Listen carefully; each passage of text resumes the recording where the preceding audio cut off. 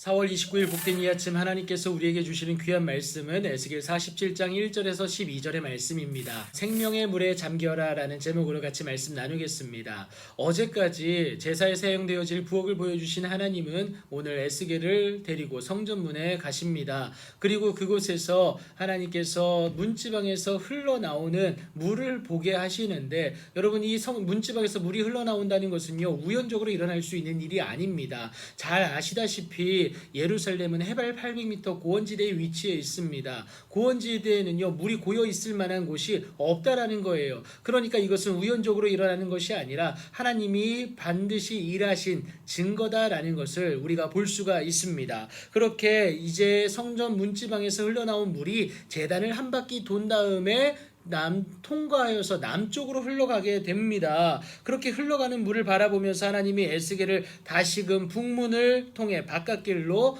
나가서 동쪽을 향한 바깥문에 데리고 가십니다. 그런데 거기에서도 조금 전에 본 것과 같이 물이 그 오른쪽에서 스며 나오는 거예요. 손에 줄을 잡고 동쪽으로 나아가면서 어떻게 합니까? 그 길이를 재는데요, 천척이라고 얘기를 합니다. 여기서 여러분, 척에 대한 단위를 나중에 라스 아침 묵상에서 한번 확인해 보시면 좋겠습니다. 기본적으로 여러분 53cm라는 계산이 나오는데요, 한 척당 53cm입니다. 그러니까 천척이니까 여러분 530m라는 것을 알 수가 있겠죠. 여러분, 이 530m를 측량하는데요, 측량하고 나서 어떻습니까? 발목까지 차올랐다, 높이를 또 얘기하죠. 그런데 다시 한번 그 길이를 3번이나 더 잽니다. 다 동일하게 천척씩, 그러니까 530m씩 재요. 그랬더니 여러분, 두 번째 쟀을 때는 무릎까지 차오릅니다. 세 번째 쟀을 때는요, 허리까지 차오르고요, 네 번째 측량했을 때는 여러분, 건너지 못할 강이 된다라는 것을 얘기합니다.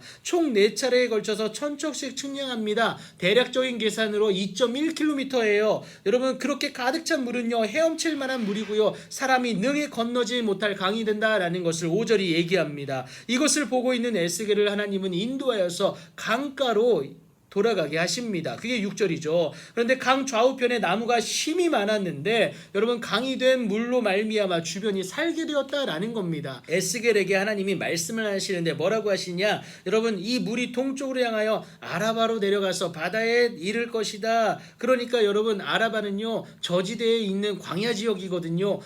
여기 또한 이곳처럼 살아나게 될 것이다 라는 것을 의미합니다. 두 번째 말씀하시는 건 이 흘러내리는 물로 그 바다의 물이 살아나게 될 것이다. 이 생명의 물로 말미암아 여러분, 어떻습니까? 그곳이 살아나게 될 것이다 라고 얘기하고, 그 증거가 뭐냐? 여러분, 강물이 이르는 곳마다 번성하는 모든 생물이 살고 고기가 심이 많아지게 될 것까지 말씀을 하세요. 그리고 세 번째 말씀하시는 건요, 이 강이 이르는 각처의 모든 것이 살 것이다. 그 증거로 네 번째 말씀하시는 것이, 또 이 강가에 무엇이 서게 됐냐? 어부가 서게 될 것이다 라고 얘기합니다. 여러분, 어부는 뭐 하는 사람입니까? 고기 잡는 사람이잖아요. 고기가 있는 곳에만 어부가 있습니다. 그러니까 그 강이 살아난다는데, 그 강의 지경이 어디냐? 10절 중반절에 나와 있습니다. 엔게디에서부터 에네글라임까지라고 얘기해요. 여러분, 이 지명이 중요한데요, 이것이 왜 중요하냐? 여러분, 엔게디는 사해 서쪽입니다. 그리고 에네글라임은 사해 동쪽이에요. 그러니까 사해 전역이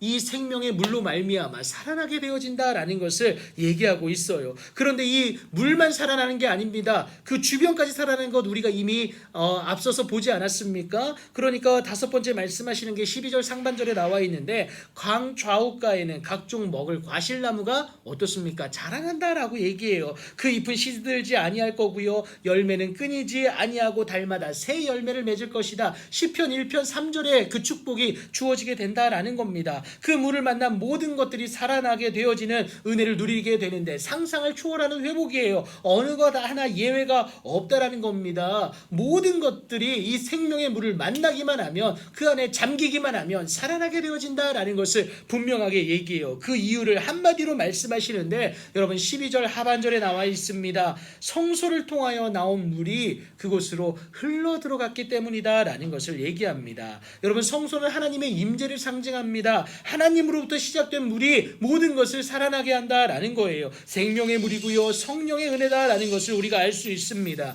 그래서 여러분, 우리는요, 하나님을 만나기만 하면 살아나게 된다라는 것도 알 수가 있죠. 하나님으로부터 흘러나오는 생명의 물에 잠기기만 하면 하나님의 은혜 가운데 나아갈 수 있다는 사실 꼭 기억하시고 오늘도 하나님을 만나고 하나님 안에 거할 수 있는 여러분들 되길 축복합니다. 기본적으로 저와 여러분을 향한 하나님의 생각은 여러분 평안이지 절대 재앙이 아닙니다. 예수 그리스도의 이름으로 말미암아 하나님께 나아감으로 그 생명의 물에 잠기는 오늘 되길 예수님의 이름으로 축복합니다.